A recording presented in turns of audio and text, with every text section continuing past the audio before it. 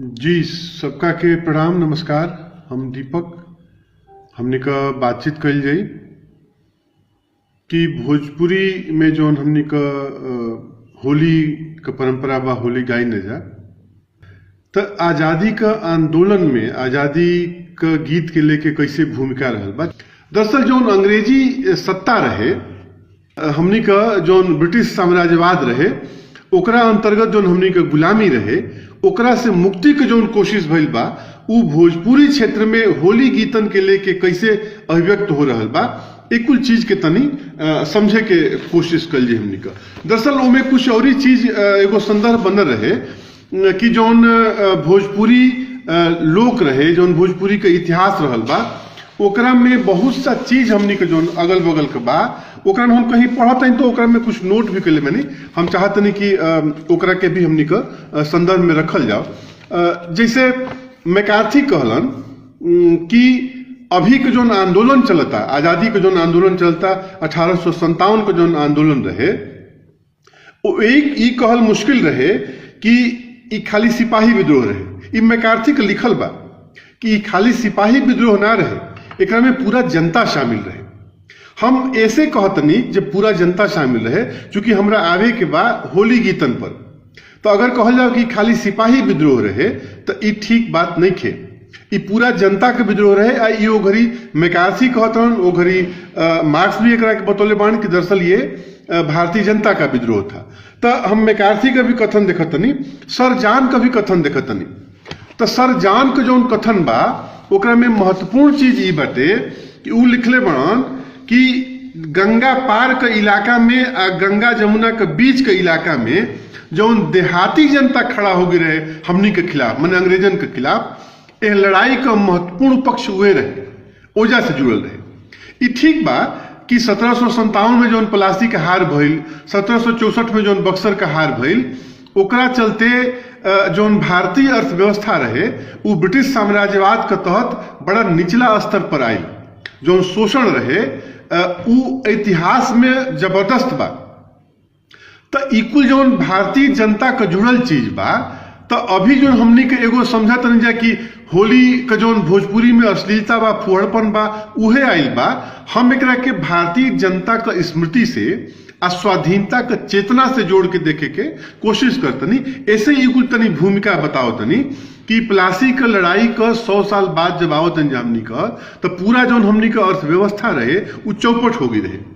ये ठीक बा कि केहू जमींदार शामिल बा, केहू राजा शामिल बा, सब अपना अपना कारण से शामिल रहे, लेकिन सब कहे खातिर शामिल रहे, तो सब अंग्रेजन के भगावे खातिर शामिल रहे। ई महत्वपूर्ण चीज के रेखांकित करते हुए हमनी के चले के बाद आगे कुछ और संदर्भ आई तो हम ओकर भी जिक्र करब। तो यही हमनी के कोशिश ये बा कि जो बनारस, आजमगढ़, मऊ, मोतिहारी, अभी जो हमनी के भोजपुरी के क्षेत्र बा, इलाका बा, ओकरा में जो 1857 से लेकर के अब बाद तक आजादी का आंदोलन 47 तक चलल, ओके कैसे व्यक्त कर गई बा। तो भइल एकरा में का कि जे जुलाहा रहे, जे बुनकर रहे, ई सब बेरोजगार भइल, दिहाड़ी मजदूरन की संख्या बढ़ल। तो अब जब सबका सामने संकट रहे ही, तो जो गीत शामिल भेलन से कुछ लोग गीत के एगो हमनी के पंक्ति रहे कि लड़बी ना तो करबी का, माने अगर हम लोग लड़ेंगे नहीं तो फिर करेंगे क्या। और ओकरा में जो कुंवर सिंह का पूरा विद्रोह रहे, जो उनका नेतृत्व रहे, उनके लोक पर लोक का मान्यता बड़ा जमल बा, दृढ़ता तक बहुत भीतर तक जमल बा। तो भोजपुरी लोक में ई एगो कहावत भइल कि जे ब्रिटिश साम्राज्यवादी सत्ता के खिलाफ लड़े के सबसे प्रतीक बनल रहे, बड़ा प्रतीक बनल रहे हमनी के भोजपुरी क्षेत्र में बाबू कुंवर सिंह, अगर उनकर केहू साथ नइखे देते ए जन्म में, तो अगला जन्म में उ सुअर हुई। के देखे के कोशिश करे के बा कि लोक के मान्यता में जौन लोक बोध बा, उमे कैसे कैसे ये चीज बदलल। एगो सिंपल सा उदाहरण हम लेतनी कि कैसे होली का जौन जन जुड़ाव रहे, होली में जौन सुख दुख बा, होली में जौन अपन स्मृति बा, अपन जीवन बा, उ कैसे दर्ज होला।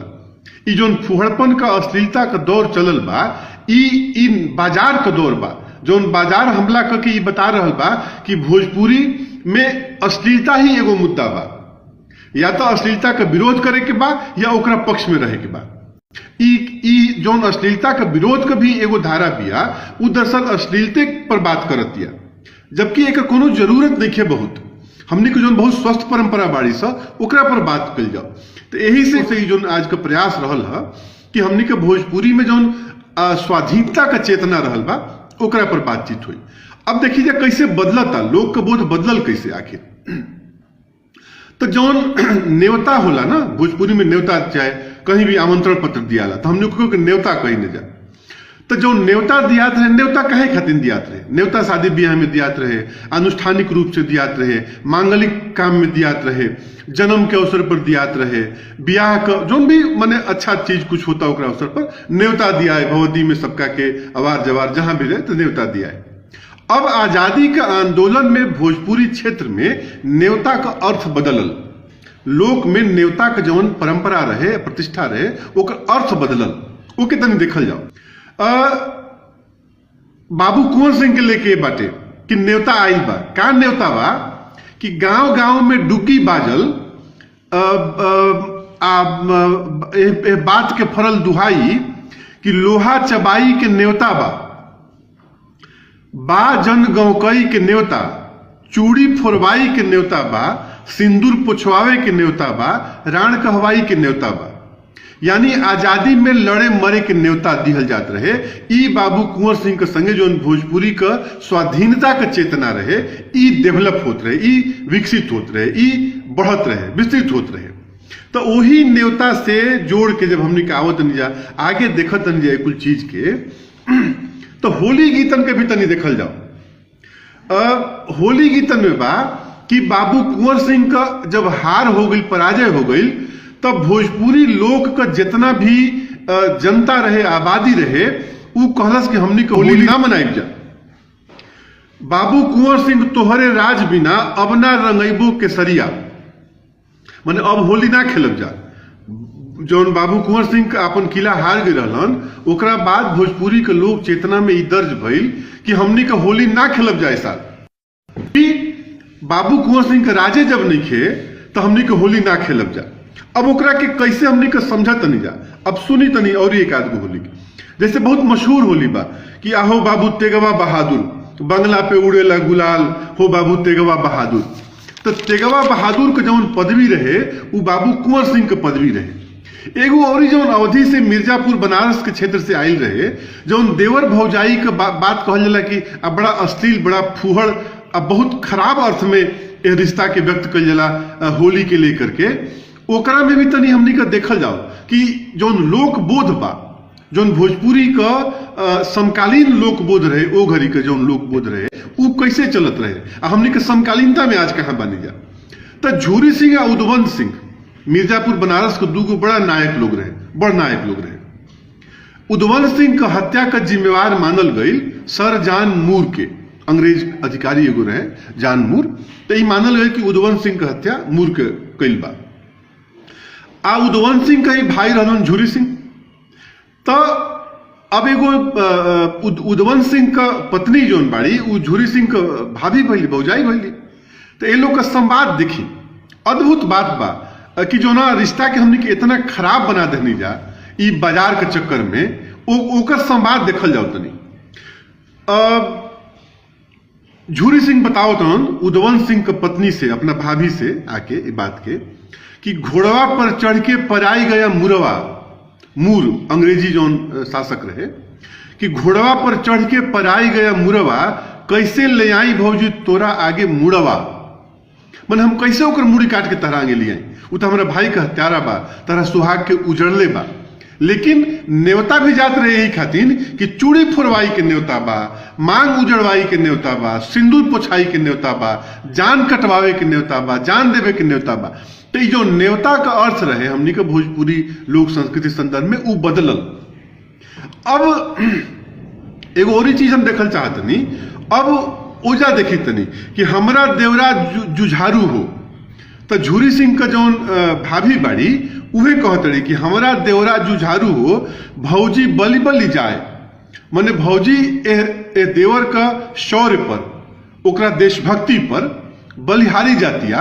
जब वो कहतिया कि हमरा देवरा जुझारू हो, भौजी बलि बलि जाए, तो ई कुल वर्णन, ई कुल चेतना बता रहल बा कि हमनी के अगल बगल के जौन भोजपुरी लोक रहल बा ओकरा में अपना जीवन से जुड़े के कौन कौन प्रवृत्ति काम कर रहल बिया। चूंकि ई चेतना हमनी में रहे कि सर्वस्व लिए जात अंग्रेज जौन बड़न सो हमनी का कुल लूट के लेके जात रहन सा। तो ई जौन बोध रहे कि अंग्रेज हमनी के सर्वस्व लूट के लेके जात रहन सा। आ कुंवर सिंह हमनी के भोजपुरी क्षेत्र में ब्रिटिश साम्राज्यवाद के खिलाफ लड़े का एगो सबसे प्रतीक रहलन, बड़ा प्रतीक रहलन। उनका पक्ष में कैसे काम होता। तो अब देखिए एकरा के कि बाबू कुंवर सिंह तेगवा बहादुर बंगला में उड़ेला अबीर। तो बंगला में उड़ेला अबीर का मतलब ई भइल कि बाबू कुंवर सिंह के जब सेना गईल आ उ जब विजय प्राप्त कैलन हो जा तो बंगला में जौन धूर ना होला कि गर्दा हो गई। तो गर्दा में धूल गुबार उड़ल खूबे। तो कुंवर सिंह के जौन विजय रहे ओकरा चलते बंगला में उड़ेला अबीर यानी गर्दा हो गई, धूल उड़ गई एकदम। अब देखी कि जब हम पहलू जिक्र करनी है कि तोहरे राज बिना कुंवर सिंह अब ना रंगैबो केसरिया पगरिया। अब अद्भुत बात तनी सुनो जावे एकरा के कि गोला बारूद के चले फिचकारी अब बिचवा में होला लड़ाई। गोला बारूद के चले पिचकारी, हमनी के पिचकारी के घड़ी कितना अश्लील अर्थ में, कितना अश्लील प्रतीक ओकर बनाई न जा। लेकिन सोची कि बाबू कुंवर सिंह के समय में हमनी का स्वाधीनता के जो चेतना रहे भोजपुरी लोक में उ गोला बारूद का ही पिचकारी बना रहल बा।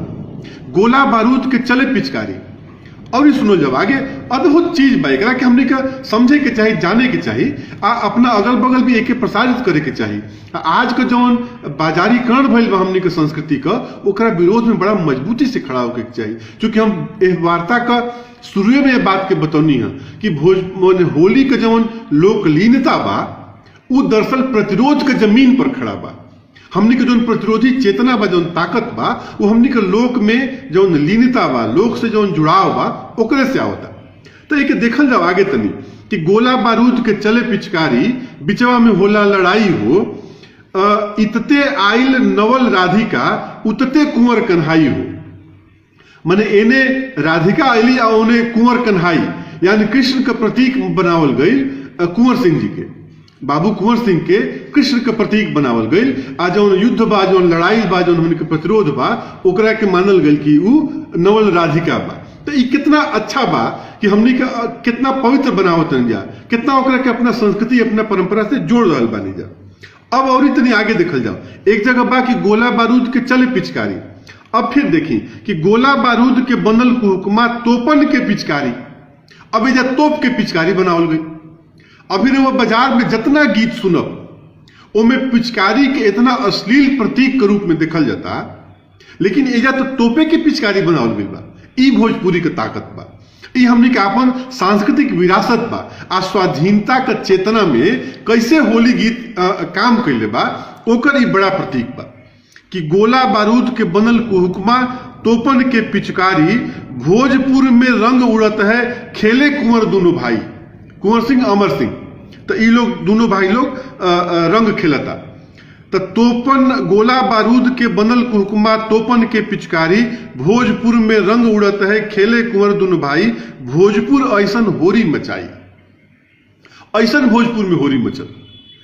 तो ई जौन भोजपुरी का सांस्कृतिक प्रतीक बा एमे कोनो दू राय निके। जब हम कहते कि बाबू कुंवर सिंह तेगवा बहादुर आरा में धूम मचाई रे, जब तक प्राण रही तन भीतर मार्ग नाही बदलाई रे। ई भोजपुरी का हमनी के जौन सांस्कृतिक विरासत बा, जौन चेतना बा, ओकरा में होली गीतन कई अद्भुत परंपरा बा। एक कैसे हमनी को छोड़ देनी जा, काहे छोड़ देनी जा, ई बड़ा एगो दुखद बात बा तनी हमनी के सोचे समझे खातिर। फिर एगो तनी देखल जाओ कि जब हमनी के बातचीत होता थे तो कैसे चूंकि ओकर जो आजादी के लड़ाई रहे जो में भगत सिंह शामिल रहलन, पूरा देश शामिल रहे, गांधी जी भी रहलन, नेहरू सुभाष सब रहे, अब पंजाब एगो बड़ा केंद्र रहे। तो अब तनी सोचिए एकरा के कि कैसे ई कुल चेतना हमनी के भोजपुरी गीत में आइल बा, कितना खूबसूरती से आइल बा, कितना श्रृंगारिकता में भी बाटे, तो कितना मर्यादित बा। आइल पंजाब मेल गड़िया हो, अभी बड़ा एकरा के लेके बड़ा फुहड़पन चलता। पंजाब से अला के खास अर्थ बा। जो हम बतौनी है कि ओकरी आजादी के आंदोलन का जो हमनी का केंद्र रहे वो एगो प्रमुख केंद्र पंजाब रहे। तो आइल पंजाब मेल गड़िया हो 3:15 बजे रतिया, पुलिस अले, दरोगा अले, हलचल मचौले सूरजिया, ससुर धरैले, भसुर धरैले, आ सैया लुकैले फुफुतिया हो। कितना अद्भुत बात बा कि पूरा खानदान, ससुर भसुर सैया सब, ई पूरा खानदाने सुराजी खानदान बा। तो ई भोजपुर के परंपरा बा, ई हमनी के प्रतिरोध के परंपरा बा। जोना में अगर पंजाब से कोनो चेतना आ रहल बिया तो हमनी के ओकरा के बड़ा खुश होके ओकरा आपन बना के एक्सेप्ट करते जा, चूंकि हमनियों के जमीन जोन रहे उहे प्रतिरोध के जमीन रहे। तो इकुल बहुत अद्भुत चीज बा कि हमनी के अपना भोजपुरी माटी के जोन गौरव बा, भोजपुरी माटी के जोन ध्वज एगो कहल जाला, ओकरा के तनी एगो देखल जा। भगत सिंह से जुड़ल हम एगो होली के जिक्र कल चाहतनी। ई बड़ा अद्भुत बात बा कि भगत सिंह के जोड़ के भी हमनी का भोजपुरी क्षेत्र में होली के गावल गइल बा, कहल गइल बा कि भारत सिरताज हमारा है, कि भारत सिरताज हमारा, भगत सिंह प्यारा, धूम मचे हाहाकारा, ई अंग्रेज अधम अभिमानी, देखत देखत देश उजारा, जियो भगत सिंह मस्त रहो तुम, चमकत गगन सितारा, भगत सिंह प्यारा, गावत फाग याद परत है। ई फाग होली है, गावत फाग याद परत है, भीजत आंख हमारा, भगत सिंह प्यारा। तो ई भोजपुरी के परंपरा बा।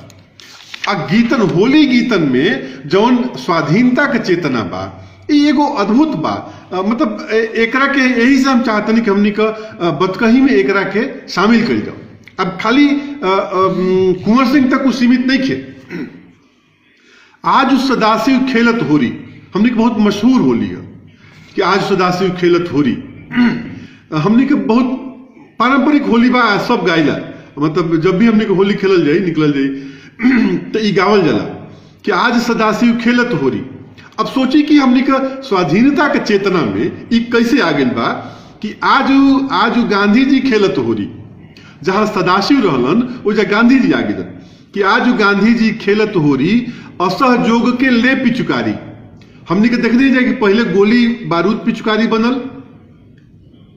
तोप पिचुकारी बनल, और जब गांधी जी अइलन तो असहयोग पिचुकारी हो गई।